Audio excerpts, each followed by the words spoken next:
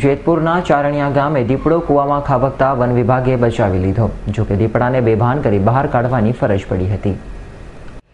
વન્ય હિંસક પ્રાણીઓ જંગલ છોડીને માનવ વસાહતવાળા રેવન્યુ વિસ્તારોમાં ઘૂસી આવતા હોવાના બનાવો વારંવાર બની રહ્યા છે.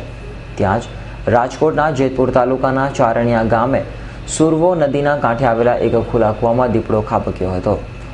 દીપડો કૂવામાં ખાબક્યો હોવાના સમાચાર ગ્રામજનોએ જેતપુર ફોરેસ્ટને આપતા તેમણે જૂનાગઢ ફોરેસ્ટ ખાતાની ટીમને બોલાવીને રેસ્ક્યુ ઓપરેશન હાથ ધરી કૂવામાં પડેલ દીપડાને બેભાન બતાવીને બહાર કાઢીને પાંજરે પૂર્યો હતો.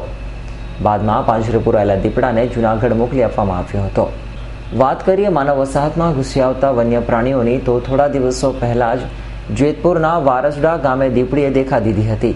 ત્યારબાદ તેમના 2 બચ્ચાઓ મળી આવ્યા હતા, જેમનું વનતંત્ર હજુ તેમની માતા સાથે મિલન કરાવી શકી નથી. ત્યાં જ આ વધુ એક બનાવ બનતા જંગલ છોડીને જેતપુર તેમજ ગોંડલ સહિતના પંથકોમાં ઘૂસી આવતા સિંહ, દીપડા જેવા હિંસક પ્રાણીઓના બનાવો જંગલ ખાતા માટે તપાસનો વિષય બનવા પામ્યા છે. કેમેરામેન હરેશ ભાલિયા સાથે હિતેશ રાઠોડ, S9 ન્યૂઝ, જેતપુર.